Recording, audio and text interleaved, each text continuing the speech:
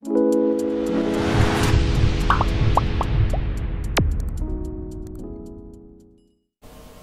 বিষয় 2024 সালের সপ্তম শ্রেণীর প্রথম পর্যায়ক্রমিক মূল্যায়নের সংস্কৃতের প্রশ্ন এবং তার উত্তর।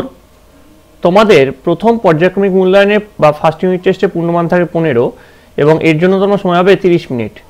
তোমাদের এর আগে ফার্স্ট ইউনিট টেস্টের বাংলা, ইংরেজি, ইতিহাস, ভূগোল, বিজ্ঞান এবং অঙ্কের প্রশ্ন এবং উত্তর করানো হয়ে গেছে। তোমরা যারা যারা দেখোনি তার জন্য লিঙ্ক ডেসক্রিপশন বক্সে দেওয়া থাকবে, তোমরা সেখান থেকে দেখে নিতে পারো।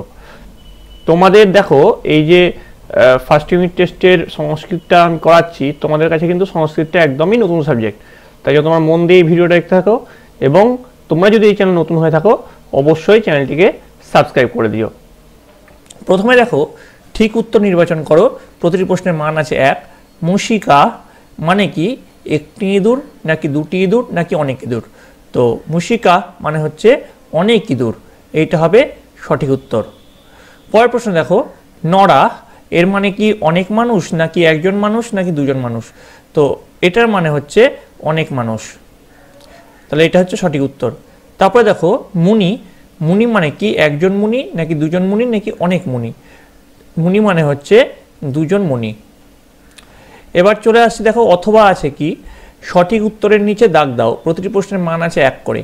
একটি ক্লিবলিঙ্গ শব্দ হলো ফল। তারপরে দেখো দ্বিবচন একটি পদ হলো লতে।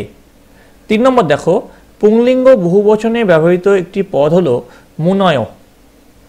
তারপরে দেখো বলছে দেবনাগরী হরফে লেখো। এইটা কিন্তু তোমাদের জন্য খুব ইম্পর্টেন্ট, তোমাদের জন্য কিন্তু যে কোনো কিছু দেবনাগরী হরফে লিখতে হতে পারে। তো আমি এখানে কয়েকটা দেখিয়ে দিচ্ছি, দেখে নাও। হর্ষইকে কেমন করে লিখে দেখো, দীর্ঘকে করে লিখে দেখো, একে কীভাবে লিখে দেখো, মূর্ধন্যকে কীভাবে লিখে দেখে নাও, ছকে কীভাবে লিখছে, তালবেশ্বকে কীভাবে লিখছে, চকে কীভাবে লিখছে, 3কে কীভাবে লিখছে, 5কে কীভাবে লিখছে এবং 7কে কীভাবে লিখছে।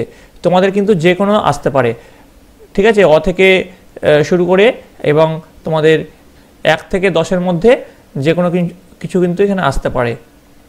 এবার দেখো বাংলায় অর্থ লেখো। প্রতিটি প্রশ্নের মান আছে 1 করে। প্রথমে দেখো কাছে বৃক্ষম, বৃক্ষম মানে হচ্ছে গাছ। তারপরটা আছে দেখো সাধু, সাধু মানে হচ্ছে সাধু। তারপরে দেখো গ আছে ইন্দু, ইন্দু মানে হচ্ছে চাঁদ। তারপরে আছে মুনি, মুনি মানে হচ্ছে মুনি। চলে আসছে পরেরটা, নিচের শব্দগুলি সংস্কৃত ভাষায় লেখো। প্রতিটি প্রশ্নের মান আছে 1 করে। দুটি মালা, প্রথম দুটি মালা হচ্ছে মালা দায়ম। অনেক মেয়ে, অনেকা বালিকা। তারপরে হচ্ছে বচন কাকে বলে? সংস্কৃত ভাষায় বচন কয় প্রকার ও কি কি? এটার মান আছে 1।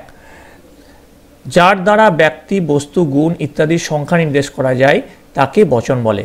সংস্কৃত ভাষায় বচন 3 প্রকার, যথা একবচন, দ্বিবচন এবং বহুবচন।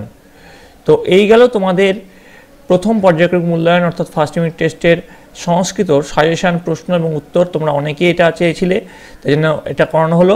তোমরা সকলে তোমাদের বইটা খুঁটিয়ে পড়ো এবং তোমার যে দেবনাগরী হরফ সেগুলো ভালো করে তোমরা প্র্যাকটিস করো। আশা করি তোমাদের পরীক্ষায় 100% সাফল্য নিশ্চিত। তোমরা সকলে ভালো করে মন দিয়ে পড়াশোনা করো। তোমাদের যদি সব ক্লাস 7-এর সমস্ত সাবজেক্টের একটি অল সাবজেক্ট ভিডিও চাই তাহলে অবশ্যই কমেন্টে জানাবে। তাহলে আমি কিন্তু তোমাদের জন্য একটি অল সাবজেক্ট ভিডিও আনবো যেখানে সব সাবজেক্ট তোমাদের একসঙ্গে থাকবে। তোমরা সকলে ভালো থাকো, তোমরা সকলে সুস্থ থাকো।